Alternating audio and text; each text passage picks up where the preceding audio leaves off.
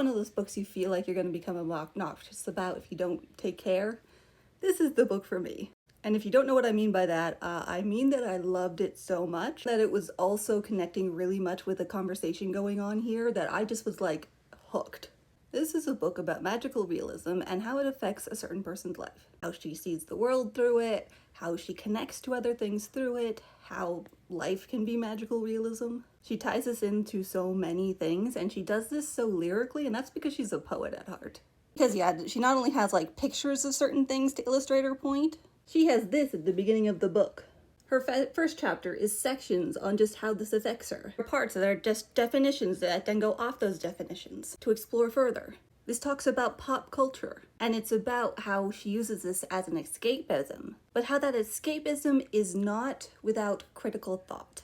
So yes, it's escapism to go into a fantasy world where the biggest ways of being racialized is by what kind, if you're a dwarf or an orc or a fairy or an elf, but how she is able to look at that and connect it to her life, be able to look at things like elves and what they stand for in this society, and orcs and what they're supposed to represent in society, and look critically upon those, but also take parts of what she's seeing and really connect it to herself and really work through her own life, her own society, her divorce, how this affects everybody, what made this what it is.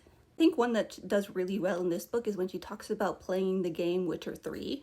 Probably helps that I was obsessed with Witcher 3 for a while, so I know a lot about what she's talking about. And how she used it to think about her own husband and his infidelity by having Geralt not only be in a loving relationship with a woman, but then by the fact that he can go into brothels over and over again. And then she looked over and saw how, masculinity, racism affected the piece as well. And it does that so much in this book, and it ties it so much with just her life, with society, with everything. And yeah, read this book so I can talk about it with everybody.